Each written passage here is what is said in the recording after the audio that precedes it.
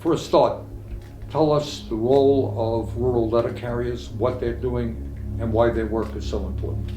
Well, rural letter carriers service, as you said, by definition, rural America. We service every day 51 million addresses, and these are what they call the last mile. Oftentimes, with the universal service obligation, we deliver to every address every day. There are folks like Elon Musk and others who say, look, in so many words, it is very expensive to deliver mail and packages to somebody in a small town at the end of a dirt road, right? Correct. So why do we need to do that? It's really not efficient. Why don't we privatize the Postal Service? Run it very, very efficiently.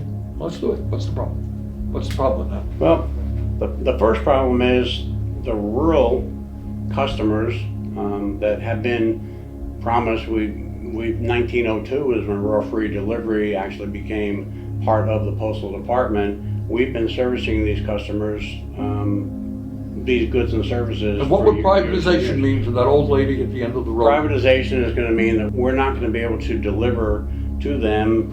It's not going to be profitable to deliver medicines and goods and checks to that old lady at the end of the road.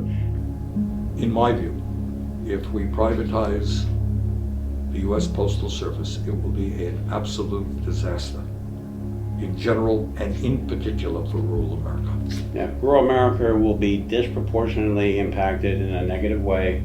And if it was privatized, I like to put it, they would expensive, faceless contractors with surcharges, and they aren't even going to go everywhere that the rural carriers go. And that universal service obligation that we have that's in the Constitution, that is what rural carriers do for America. They are the last mile of delivery in many cases, and that would likely go away or be priced beyond what people could afford, and then they're going to be forced to go without medicine, drive back and forth to towns to get the goods and services and medicine. So it would be extremely harmful to rural America, and it would be harmful to all of America.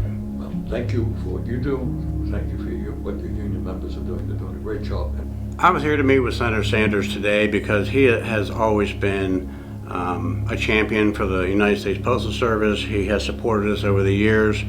The men and women of the Postal Service in every craft work their tails off every day. They are not excess people that we need to get rid of. The Postal Service, for the most part, has been self-funded for decades.